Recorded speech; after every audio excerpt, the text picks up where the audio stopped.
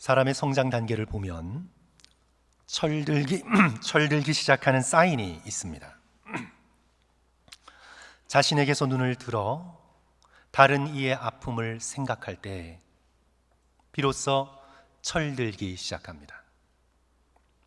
철없던 청소년이 나는 왜 이렇게 구형 아이폰만 써야 하나고, 왜 이렇게 나는 시장 상표 옷만 입어야 하냐고, 나는 왜 값싼 것만 밖에서 사서 먹어야 하냐고 불평과 악담을 쏟아붓다가 어느 날 어머니의 눈물을 보게 되었을 때, 어머니의 가난과 어머니의 한숨과 어머니의 아픔을 이해하게 되었을 때 그 아이는 드디어 철들기 시작하는 것입니다. 성 어거스틴이 그랬습니다. 어머니 모니카의 눈물을 뒤로하고 세상 환락에 눈이 멀어 어머니를 버려두고 로마로 떠났습니다. 그때를 회상하며 그의 고백록에서 이렇게 적고 있습니다. 이렇게 나를 위하여 염려하고 기도하며 부두까지 쫓아나온 어머니였지만 이때 내게는 참으로 귀찮은 분이었습니다. 어머니의 간섭과 제재가 싫어 어머니를 속이고 떠났습니다. 오 하나님, 무한하신 긍휼로 이 불쌍하고 가증스러운 자를 용서하여 주옵소서. 바다같이 넓은 은혜로 새 속에 물든 내 더러움을 깨끗이 씻어 주옵소서. 밤을 지새우며 눈물로 기도처를 적시던 어머니의 눈물이 말라 없어질 때까지 뉘우침 없이 그분을 아프게 했던 저는 가련한 죄인입니다. 어거스틴은 이제 드디어 자신에게서 눈을 들어 비로소 어머니의 슬픔과 눈물을 보기 시작합니다. 이제 철들기 시작합니다. 영적으로 철이 들어 회심에 이르기 시작합니다. 성도 여러분, 하나님을 대하는 우리의 태도도 마찬가지입니다. 우리가 믿었지만 신앙이 성숙하지 못하여 여전히 자기중심일 때가 있습니다. 하나님을 바라보지 못하고 나 자신의 아픔과 나 자신의 욕망과 나 자신의 슬픔에만 집중할 때가 있습니다. 그래서 우리는 고통을 당할 때 Why me? 왜 납니까? 왜 내가 이런 고통을 당해야 합니까? 하나님, 내가 이토록 아프고 처절히 힘든데 하나님은 무엇을 하고 계십니까? 내가 이렇게 눈물 흘릴 때 주님은 어디에 계십니까? 역사적인 비극 앞에서도 인간은 자신의 고통에만 집중하고 하나님을 쉽게 비난하려고 합니다. 인간의 고통을 하나님이 없다는 무신론의 증거로 삼으려고 합니다. 영국의 노예 무역으로 아프리카 대륙에서 아메리카 대륙으로 이주한 흑인들이 적어도 400만 명은 넘습니다. 나치 독일이 유대인을 학살하여 죽인 숫자가 적어도 600만이 넘습니다.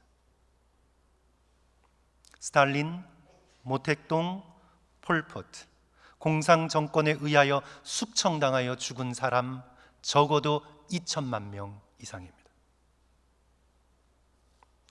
작년에만도 국제적인 성매매로 인신매매당한 여성과 아동이 200만입니다. 믿겨지지 않는 숫자입니다.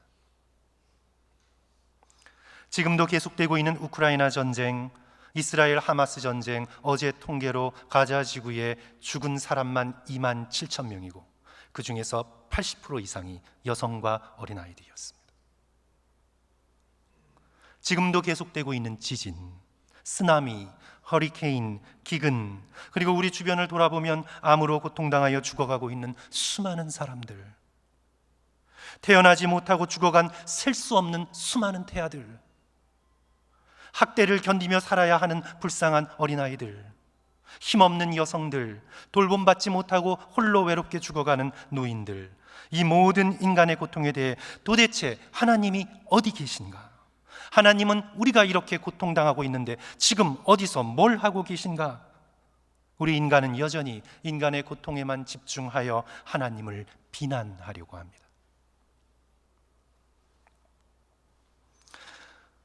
앞에서 나열한 우리 인간의 고통을 우리가 생각할 때에, 이 절절한 고통을 생각할 때 그 부르짖음이 충분히 이해가 갑니다. 우리는 하나님께 부르짖어야 합니다. 주여, 어찌하여 이 고통이 우리에게 있는 것입니까? 시편의 다윗처럼 우리는 하나님 앞에 나와 우리의 고통을 쏟아내 놓아야 합니다. 하지만 믿음의 성숙된 백성은 거기서 한 걸음 더 나아가야 합니다. 자신의 고통에만 갇혀 있지 않고 눈을 들어 하나님의 고통을 볼 수 있어야 합니다. 성도 여러분, 우리 한번 생각해 보겠습니다. 우리의 신학적 난제, 신학적으로도 풀 수 없는 난제 중의 난제는 인간의 고통입니다. 인간의 고통과 하나님의 사랑이 양립할 수 없을 것 같아서 신학적인 난제 중의 난제입니다. 그러면서 우리는 하나님을 비난할 때, 심지어는 하나님이 계시지 않는다는 그런 증거로 삼으려 할 때 우리는 어린아이, 한 아이를 중심에 세워둡니다. 그리고 그 아이의 고통을 예로 듭니다. 까라마초프의 형제들에서 무신론자 이반의 그런 논리와도 같습니다. 봐라, 아무것도 모르는 저 순수한 아이가 무슨 잘못이 있다고 들개들에게 물려 뜯겨 죽어 가야 하는가? 저 어린 아이가 주기도문을 외우며 수없이 신을 찾고 있을 때 신은 어디에 있었는가? 무고한 어린이 한 명이 죽어갈 때마다 신은 없다는 외침이 온 하늘과 땅을 가득 채우고 있다. 그런데 성도 여러분, 정말 우리에게 걸림돌이 되는 것은 한 어린 아이의 죽음이 아닙니다. 우리의 신학적 난제 중의 난제이고 우리가 정말 풀 수 없는 신비 중의 신비인 것은 한 어린 아이의 죽음이 아닙니다. 하나님의 아들, 아무 죄 없으신 하나님의 흠없는 어린 양 예수 그리스도께서 왜 이런 처참한 고통을 당하셔야 했는가? 어린 아이를 중심에 놓을 것이 아니라 우리는 예수 그리스도를 중심에 놓고 물어야 합니다. 사실 우리는 어린아이를 죄 없다, 순수하다, 아무 잘못 없다 생각하는데 어떤 면에서는 맞습니다. 어린아이를 소중히 여기는 마음은 바람직한 것입니다. 어린아이에게 고통이 닥치지 않도록 우리 어른들은 온갖 노력을 다 기울여야 합니다. 하지만 성도 여러분, 어린아이는 죄 없지 않습니다. 그렇게 순수하지도 않습니다. 저와 여러분의 어린 시절을 생각해 보십시오. 우리에게 얼마나 죄가 많았는지, 우리에게 친구들을 대하면서 그 친구들을 향해 얼마나 우리의 부정적인 것들을 쏟아부었는지, 우리가 어렸을 때부터 부모님을 향해, 형제자매를 향해 가지고 있었던 적의와 경쟁심을 한번 생각해 보십시오. 어린아이는 그렇게 죄 없지도 않고 순수하지도 않습니다. 죄 없고 순수한 걸로 치자면 인류 역사상 단 한 분, 오직 예수 그리스도밖에 없습니다. 죄와 흠을 찾으려 혈안이 되었던 대제사장들, 바리새인들, 서기관들, 심지어 재판을 했던 빌라도까지 예수 그리스도에게서 어떤 죄도 찾지 못했습니다. 복음서를 보십시오. 예수 그리스도의 33년의 이 땅에서의 삶은 완벽히 죄 없으신 깨끗한 삶이셨습니다. 인류 역사상 그 누구도 그런 삶을 살아내지 못했습니다. 예수 그리스도의 십자가의 죽음만 놀라운 것이 아니라 예수 그리스도의 이 땅 가운데서의 삶도 놀라게 됩니다. 눈같이, 양털같이 깨끗하고 거룩한 순백의 삶이셨습니다. 입술에서 떨어지는 어느 말 한마디 어느 하나 죄로 물든 것이 없으셨던 예수 그리스도는 완벽한 순수한 깨끗한 삶을 살아내신 분이십니다. 이런 예수에 비교하자면 어린아이의 순수는 숯검댕이보다도 더 어둡습니다. 그래서 우리는 질문을 바꿔야 합니다. 이토록 순결하신 하나님의 아들 예수 그리스도께서 왜 이런 고통을 당하셔야만 했는가? 인간의 고통에 대한 질문에서 하나님의 고통으로 우리는 눈을 돌려야 합니다. 나의 하나님, 나의 하나님, 왜 나를 버리시나이까?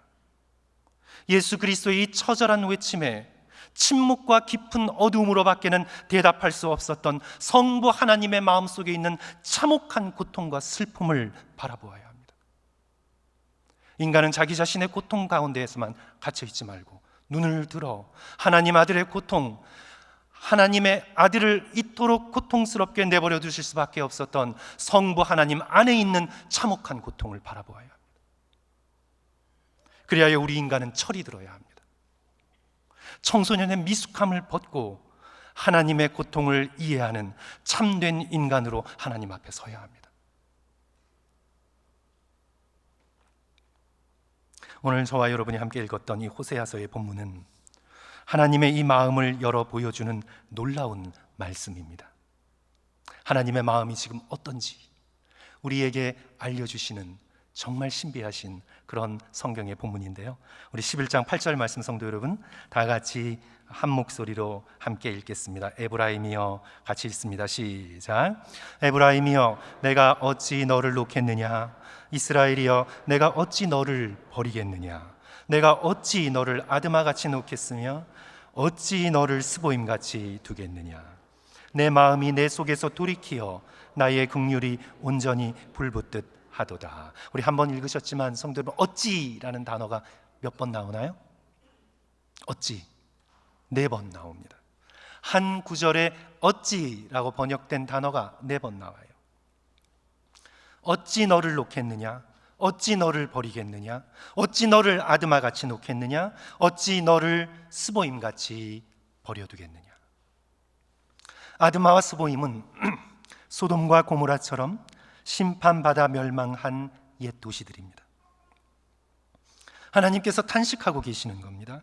어떻게 택한 백성 이스라엘을 그런 도시들처럼 그렇게 버려둘 수 있겠느냐? 하나님의 고통의 탄식이죠. 하나님의 아픈 마음을 열어 보여주십니다. 그런데 성도 여러분, 생각해 보십시오. 사실 하나님은 고통받을 어떤 이유도 없으십니다. 하나님은 창조 이전에서부터 성부, 성자, 성령의 완벽하신 관계 속에서 영광스러운 행복을 누리셨습니다. 요한복음 17장 5절 예수 그리스도께서 이렇게 기도하십니다. 아버지여, 창세 전에 내가 아버지와 함께 가졌던 영화로서 지금도 아버지와 함께 나를 영화롭게 하옵소서. 창세 전부터 성부 하나님께서 성자 예수님을 대하심에 있어 성령 하나님을 가운데 두시고 아무런 고통이 없으셨습니다. 성도 여러분, 관계가 고통을 가져다 주잖아요. 성자 예수 그리스도께서 성부 하나님을 대하실 때 아무런 아픔과 아무런 거리낌이 없었습니다. 성부, 성자, 성령께서 완벽한 관계 속에서 영광스러운 행복을 창세 전부터 누려오고 계셨습니다. 그러나 죄된 인간과 관계를 맺으시면서 하나님은 고통 가운데 친히 들어가셨습니다.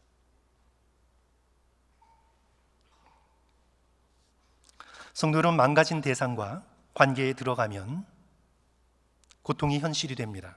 우리 모두 다 나름대로 이리저리 망가진 존재인데 조금 심하게 망가진 사람과 성도 여러분 관계에 들어가면요, 한번 우리 상상해 볼까요? 아주 심하게 망가진 남자와 관계 중에서도 가장 깊은 결혼 관계에 들어간다고 한번 상상해 보십시오.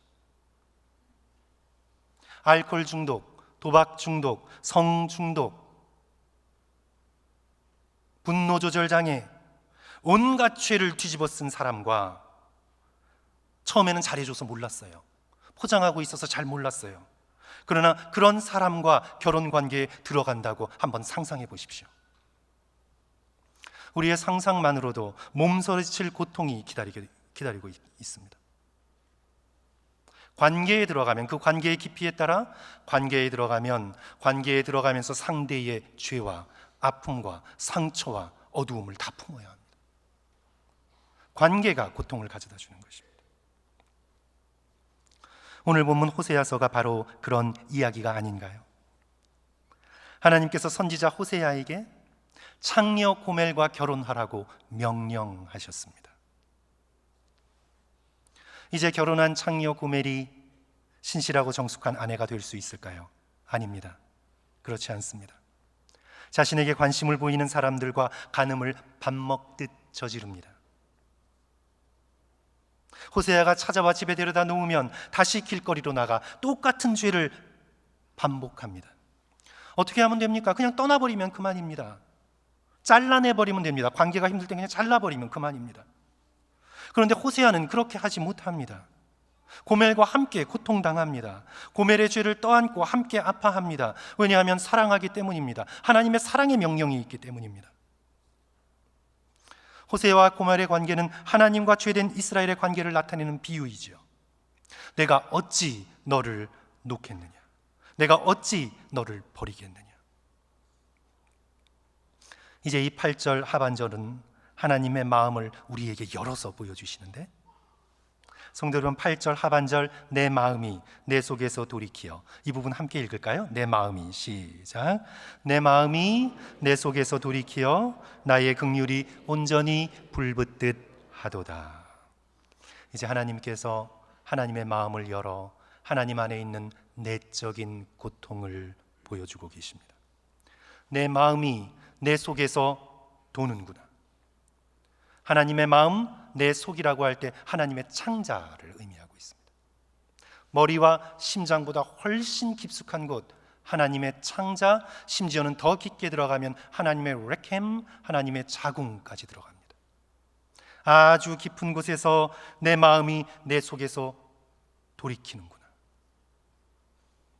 이스라엘의 죄악을 생각하면 버리면 그만인데, 아드마처럼 스보임처럼 잘라버리면 깨끗하게 끝나는데, 그러나 하나님께서는 사랑하시기에 버리지 못하고 그들의 죄악과 아픔과 어두움을 품으실 수밖에 없습니다. 누가복음 15장에서 아버지가 아들 탕자를 바라보며 아파하는 그 고통입니다. 집을 나갔으면 그냥 끊어버리면 돼요. 문을 잠궈버리고, 큰아들 있잖아요, 그냥 잊어버리면 그만이에요. 그러나 아버지는 그렇게 할 수 없습니다. 그 탕자의 고통, 그 죄, 그 아픔을 품기로 결단합니다. 나의 긍휼이 온전히 불붙듯 하도다. 하나님의 마음 안에서 긍휼이 하나님의 분노를 이깁니다. 버리지 않기로 결심하십니다. 죄악을 품어가기로 선택하십니다. 함께 고통당하기로 작정하십니다. 9절 말씀, 내가 나의 맹렬한 진노를 나타내지 아니하며 내가 다시는 에브라임을 멸하지 아니하리니 이는 내가 하나님이요 사람이 아니라 내 가운데 있는 거룩한 이니 진노함으로 내게 임하지 아니하리라. 그렇다면 성도 여러분, 맹렬히 진노할 수밖에 없었던 그 죄악은 어디로 간 것입니까? 어디로 가는 것입니까? 하나님께서 품으셔야 합니다. 하나님께서 지고 가셔야 합니다. 한 점 어둠이 없으신 지극히 거룩하신 하나님께서 이스라엘의 죄악을 지고 가셔야 합니다. 이스라엘이 친히 죄악을 해결할 수 없습니다. 하나님 안에서 그 죄악을 집어삼켜 소화하셔야 합니다. 성자 예수께서 흠없는 어린 양이 되셔서 인간의 모든 죄악을 덮어 쓰시고 지옥의 고통을 당하셔야만 합니다.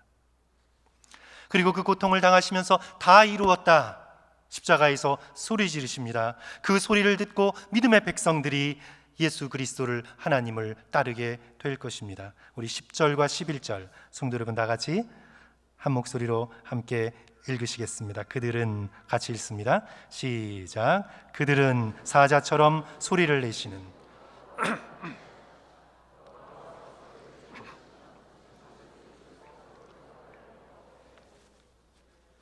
그들은 애굽에서부터 새같이 아수르에서부터 비둘기같이 떨며 오리니 내가 그들의 집에 머물게 하리라. 나 여호와의 말이니라. 아멘. 우리는 오늘 본문의 말씀을 통해서 하나님의 마음을 보았습니다. 우리를 위하여, 우리를 대신하여 우리와 함께 고통당하시는 우리는 하나님의 심장의 깊숙한 곳을 보았습니다.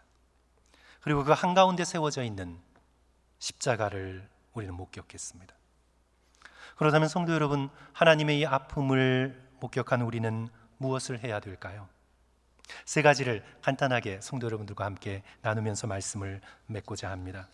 첫째로, 고통당할 때마다 하나님의 고통을 바라보아야 합니다. 하나님의 고통이 어디서 결정적으로 드러났습니까? 바로 십자가에서 드러났습니다. 히브리서 12장 2절, 믿음의 주여 또 온전하게 하시는 이인 누구를 바라보자? 예수를 바라보자. 그는 그 앞에 있는 기쁨을 위하여 십자가를 참으사 부끄러움을 개의치 아니하시더니 하나님 보좌 우편에 앉으셨느니라. 나의 고통에 그 자리에서 눈을 들어 하나님의 고통을 바라보자. 예수 그리스도께서 십자가의 극심한 고통을 겪으셨으니, 그리고 그 고통을 이겨내신 분이니 우리도 고통당할 때 눈을 들어 주 예수 그리스도의 십자가의 고통을 바라보자. 일본의 뛰어난 구약신학자 기타모리 가조는 복음의 핵심을 하나님이 아프시다라는 그 사실에서 찾았습니다. 복음의 핵심을 하나님이 아프시다, 하나님이 아파하신다. 하나님은 자신의 아픔으로 인간의 아픔을 치료해 주시는 분이시다. 자신의 상처로 우리의 상처를 감싸 주시는 분이시다. 그러므로 자신의 아픔을 하나님 아픔 위에 얹어 놓을 때 우리는 참된 치유를 얻게 된다. 전후 일본의 신학에 있어서 굉장히 중요한 신학이에요. 하나님 아픔의 신학을 주창했습니다. 성도 여러분, 인간의 고통은 피할 수 없습니다. 우리 모두 다 반드시 고통의 순간을 통과해 왔고 또 통과해 가야 합니다. 고통 가운데 나의 고통만 바라보지 말고 나의 고통에서 눈을 들어 하나님의 고통을 바라보실 수 있는 저와 성도들 되시기를 주님의 이름으로 간절히 축원합니다. 둘째로, 우리는 고통 속에서 더욱 굳세게 소망을 붙들어야 합니다. 이게 복음의 패러독스, 복음의 역설이죠. 고통의 외침이 승리의 외침이 됩니다. 예수 그리스도께서 십자가에서 고통스럽게 외치셨던 다 이루었다는 외침이 승리의 외침이 됩니다. 십자가에서 두 팔 십자가에 못 박힌 이 모습이 승리의 선언이고 축복의 자세가 됩니다. 복음의 역설입니다. 오늘 호세아 본문에서도 우리가 함께 살펴본 것처럼 하나님의 외침의 소리를 듣게 되는데요, 10절에 그 비유가 굉장히 놀랍습니다. 사자처럼 소리를 내시는 하나님. 하나님의 마음에서부터 나오는 고통의 외침이지만 그러나 사자의 승리의 외침이 됩니다. 성도 여러분, 하나님이 아파하지 않으셨다면 인간 역사에 소망이 없습니다. 하나님께서 우리 인간이 이렇게 죄되고 이렇게 어둡고 이렇게 비극적이고 잔인하여서 그냥 잘라내 버리시고 없는 취급하시고, 그리고 성부, 성자, 성령의 하나님의 영광스러운 관계에만 집중하여 돌아가셨다면 우리 인간에게 소망이 없습니다.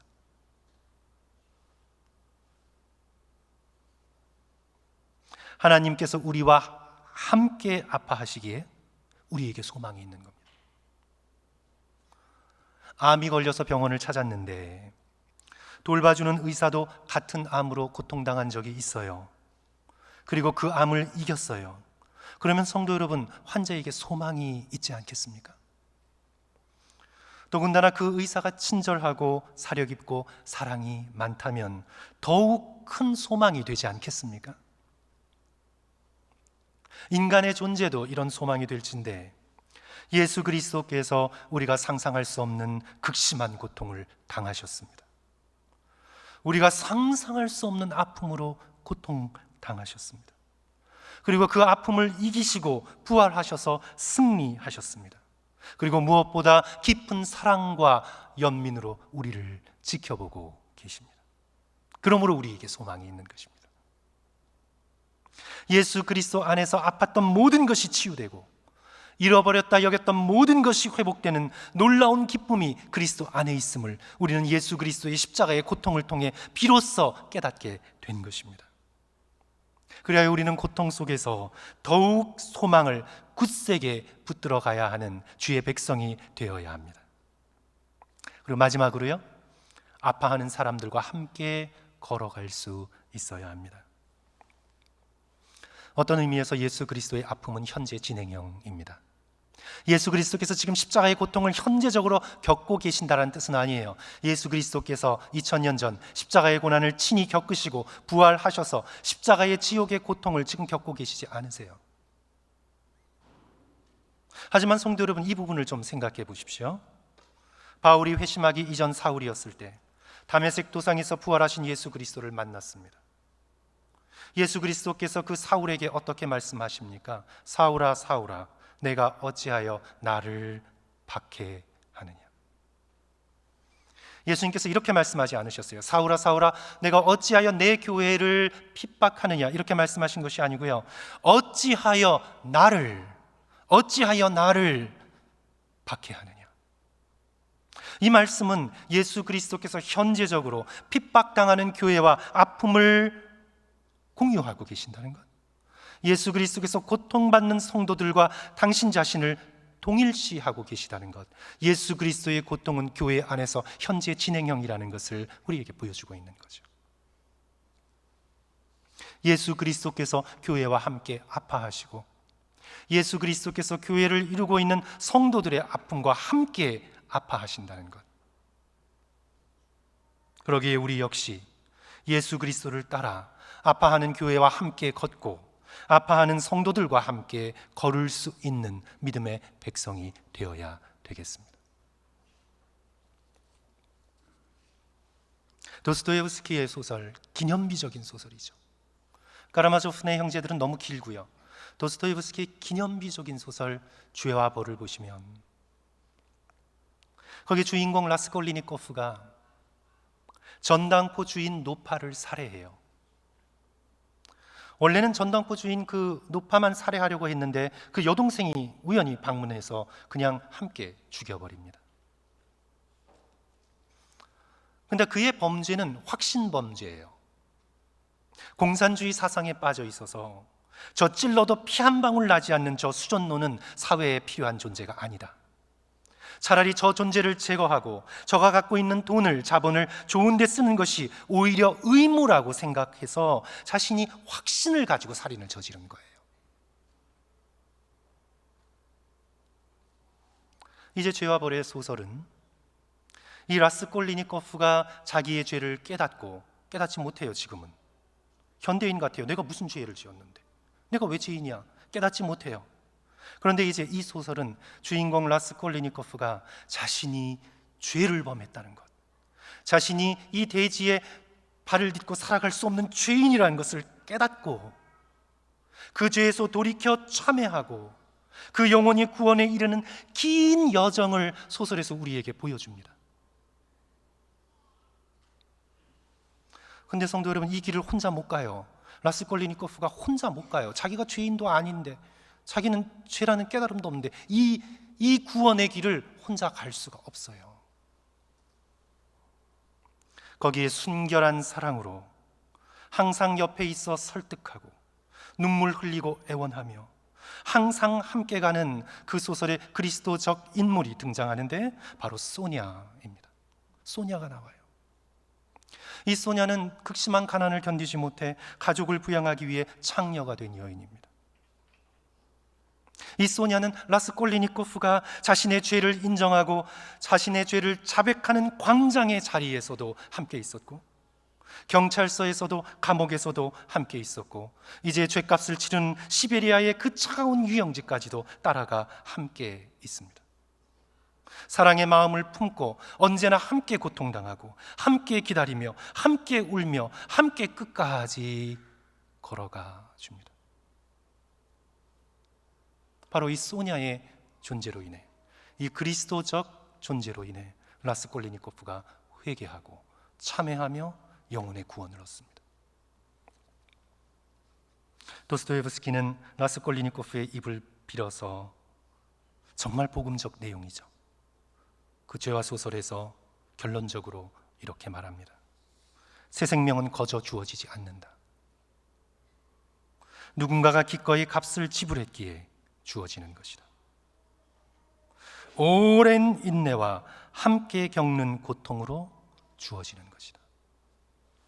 성도 여러분, 무엇보다 예수 그리스도께서 고통당하고 죄에 빠져 있는 우리 인간을 위해 육신을 입어 역사 속에 들어오셔서 우리 인간의 죄와 함께 고통당하시며 함께 걸어주셨습니다. 이래서 우리에게 소망이 있는 겁니다. 소설 속에서는 소냐가 라스콜리니코프와 함께 고통당하며 걸어주었습니다. 우리도 예수 그리스도를 본받아 아파하는 사람들과 함께 걸으며 걸을 수 있는 용기를 주께서 우리에게 허락해 주시기를 주님의 이름으로 간절히 축원합니다. 오늘 말씀을 맺습니다. 성도 여러분, 우리의 소망은 하나님의 아픔에 있습니다. 하나님께서 아파하셨기에 우리에게 소망이 있습니다. 십자가에서 우리를 위해, 우리를 대신하여 우리와 함께 고통당하셨기에 하나님의 아픔 한가운데 있는 부활의 빛나는 소망을 우리의 것으로 붙들 수 있게 되었습니다. 우리 모두 고통 가운데 눈을 들어 하나님의 고통을 바라보시고 소망을 더욱 굳게 붙드시며 고통당하는 이와 함께 걸어줄 수 있는 저와 성도들 되시기를 주님의 이름으로 간절히 축원합니다.